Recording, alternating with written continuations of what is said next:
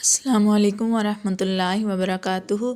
بسم اللہ الرحمن الرحیم۔ والدین کے 3 عمل اپنی اولاد کی زندگی مشکل بنا دیتے ہیں۔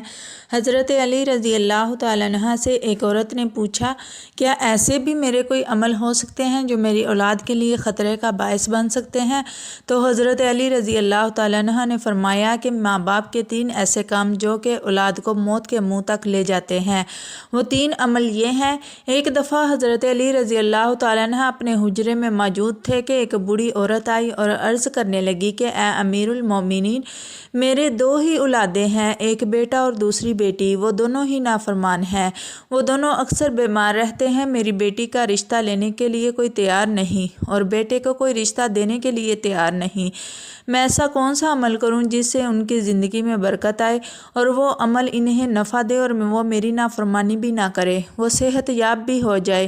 میں ایسا کون سا عمل کروں کیونکہ وہ دونوں نافرمان ہیں، میرا کہنا نہیں مانتے، میرا بیٹا شراب اور دیگر گناہ بھی کرتا ہے، وہ دونوں دین اسلام سے مطابقت بھی نہیں رکھتے۔ اے امیر المومنین، مجھے کوئی ایسا عمل بتائیں جس سے وہ دونوں راہ راست پر آ جائیں، دونوں کے رشتے بھی ہو جائیں اور وہ فرمانبردار بھی بن جائیں اور دونوں صحت مند بھی ہو جائیں۔ حضرت علی رضی اللہ تعالیٰ عنہ نے اس عورت سے فرمایا کہ ماں باپ کے 5 ایسے گناہ جن کی سزا اولاد کو بھی ملتی ہے، وہ 5 عمل ایسے ہیں جس سے اولاد کا تعلق جڑ جاتا ہے۔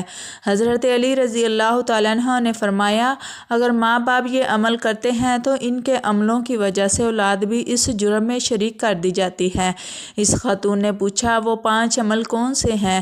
حضرت علی رضی اللہ تعالیٰ عنہ نے فرمایا، وہ 5 عمل یہ ہیں۔ نمبر 1، جس گھر میں والدین قرآن مجید کو سمجھنے کے باوجود اس کی تلاوت نہ کریں تو ایسے والدین اللہ کے عذاب کے مستحق ہوتے ہی ہیں، لیکن اس کی سزا ان کی اولاد کو بھی ملتی ہے۔ ایسے والدین کی اولاد نافرمان، بے حیا، تنگ دست ہو جاتی ہے۔ نمبر 2، امیر المومنین حضرت علی رضی اللہ تعالیٰ عنہ نے فرمایا، جس گھر میں ماں باپ روزانہ لڑتے ہیں اور ایک دوسرے کو گالیاں دیتے ہیں، جہاں گالیاں دی جائیں وہاں شیطان ہی ڈیرے ڈالتے ہیں، فرشتے نہیں، اور شیطان ان کو ہر وقت بھڑکاتے رہتے ہیں۔ آپ خود سوچیں کہ جس گھر میں ہر وقت شیطان کا بسیرا ہو، فرشتے وہاں نہ آئیں تو ایسا گھر تو جہنم ہی ہوگا، کیونکہ فرشتے تو یہودیوں اور مشرکوں کے گھروں میں نہیں آتے۔ حضور نبی کریم صلی اللہ علیہ وسلم کا فرمان اقدس ہے کہ ایک دوسرے کو گالیاں دینا اسلام میں حرام ہے۔ والدین کو دیکھ کر اولاد جوان ہوتی ہے، جیسا طرز عمل والدین کا ہوگا اولاد بھی ویسی ہی ہوگی۔ نمبر 3، مولا علی شیر خدا حضرت علی رضی اللہ تعالیٰ عنہ فرماتے ہیں کہ ماں باپ کی بے پردگی کی وجہ سے ان کی اولادوں پر بیماریوں کا حملہ ہوتا ہے۔ حدیث صحیح بخاری میں حضرت ابو ہریرہ رضی اللہ تعالیٰ عنہ سے روایت ہے کہ نبی کریم صلی اللہ علیہ وسلم نے فرمایا کہ پردہ عورت پر واجب ہے، جبکہ بے پردہ عورت پر جہنم واجب ہے۔ گھر میں بے حیائی اور بے پردگی ہوتی ہے تو اللہ کے فرشتے ایسے گھروں میں رہنے والوں کے لیے بد دعا کرتے ہیں اور شیطان ایسے گھروں کو اپنا بسیرا بنا لیتے ہیں۔ جہاں بے پردگی عام ہو، اس گھر کی اولادیں بے حیا، نافرمان اور غلط کاموں کا شکار ہو جاتی ہیں۔ یہی نہیں بلکہ پریشانیاں اور مصیبتیں ایسی اولاد کا مقدر بنتی ہیں۔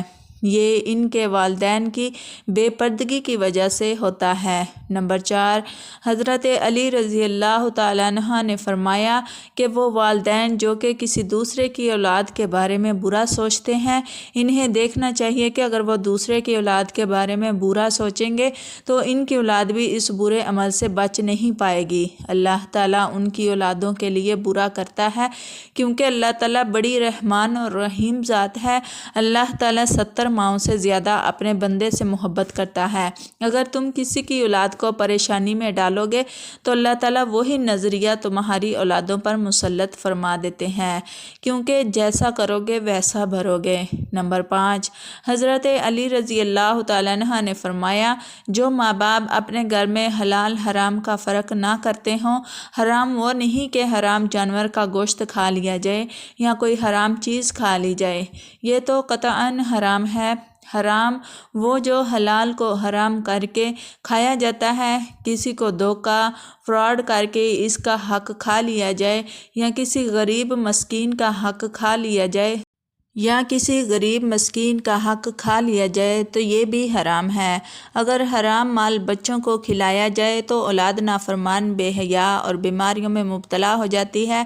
آج کل یہ بیماری ہمارے معاشرے میں عام ہو گئی ہے کہ حرام کھانے والے اسے حلال سمجھ کر کھا رہے ہیں۔ اللہ تعالی ہم سب کو ان تمام گناہوں سے دور رکھے، آمین۔